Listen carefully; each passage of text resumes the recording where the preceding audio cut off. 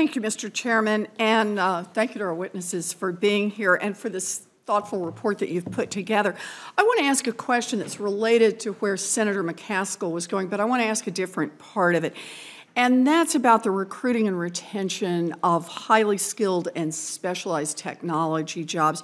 You know, it seems to me that this is an area where we could probably stand some improvements. And in Massachusetts, for example, we have some of the best computer scientists and engineers in the entire world. And many of these men and women are looking for ways to serve their country, but they may not think that they are interested in a military career, and the military may not think that they are interested in these people. It seems to me that our military recruiting system is not very well oriented to recruiting and retaining cyber warriors. So can you all say just a bit about how we might change our recruiting system so that we are identifying and recruiting the best talent for jobs that aren't traditional military specialists? Whoever would like to start on that.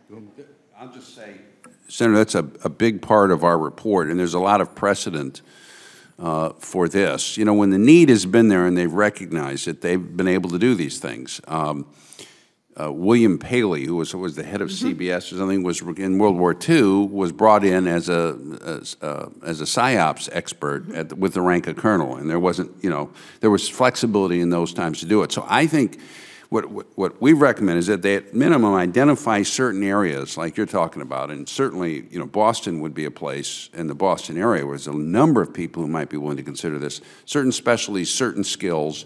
They could begin doing it that way, which they really need, and then loosen the rules so they can be more flexible in terms of what the commitment is, maybe some flexibility on compensation, some commitments about how often they're going to move, which would reassure the family, you know, the flexibility in terms of rank and how, you know, what their path for promotion is, and then definitely ensuring that continuum so that when they do leave active duty, they go into the reserves and we don't lose those skills, you know, forever, and then it's easier to activate them in the future. But General Pinar will be the expert. So I would say you're right, spot on. The first thing that has to happen is our military has to do what private industry is doing today, and that is they're looking at 2025 and 2030 and determining if you're General Electric, now headquartered in Boston, Massachusetts, thanks to the taxes in Connecticut. No, actually, thanks to the attraction of Boston, Massachusetts. I won't get into that debate, but unfortunately, the Celtics beat our team last night, but that's neither here nor there.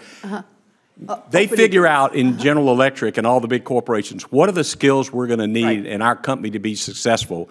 We don't do that in the military today. We're looking at, okay, how do we get our quota in the next quarter or the next year? So first thing we've got to do is, and once General Mattis and the team has the new strategy, you know, for that decade, because it takes that long in the military, as our staff knows. It takes 15 years to train a battalion commander and a first sergeant, you know, in the National Guard. And so what are the skill sets? We know they're going to want the skill set you identified. We know the military is going to be more technical. Okay, now that we know we're going to need that skill set, what is the best way to bring them in? Should it be active duty? Should it be Guard and Reserve? Maybe it's a defense civilian. Maybe it's a contractor. Maybe it's a federal FFRDC like Lincoln Labs.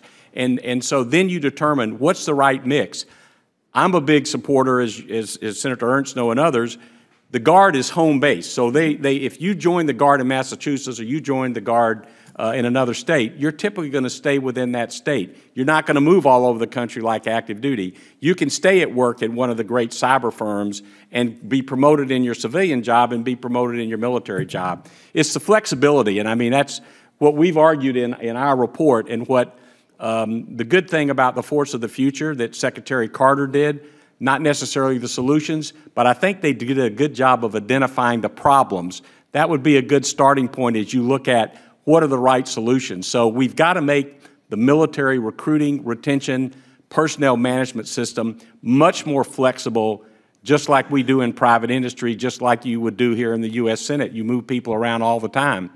They can't do that in the military today under DOTMA and ROTMA. Right. So just to add, Dr. Chu helped us with a great suggestion about making GI Bill or ROTC relief available for people with graduate degrees. Mm-hmm. So to bring in someone with a graduate degree in computer science, forgive their loans in exchange for that service could be a great opportunity. Yeah, thank you very much. And I just want to say on this one, because I think it's really important, you talk about the tools that are needed, but you're also talking about a very different approach from a management perspective.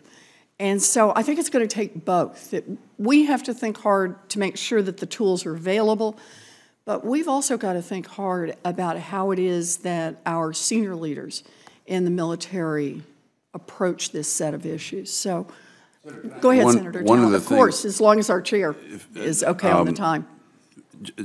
From my time on the other side of the table, I think as you approach this, it's the old carrot stick thing, and you're going to keep pushing. But I would also encourage, both at hearings and private conversations, encourage the new Undersecretary for Personnel and the chiefs that, look, if you try these things and something doesn't work as well as we all hoped it worked, we're going to be understanding from our side of the table. Yeah. In other words, again, I'll speak as a former member and say it is a little bit unfair to push them to do something and then really come cracking down hard on them when they try it and it doesn't work. I'm not accusing. I'm not accusing them. You're certainly entitled to expect performance and the rest of it. But I think if you sent that message along with the rest of it, it would probably be. No, I think you're right. It seems like what we do right now is we encourage risk aversion and just stick with whatever you've done for the last 100 years.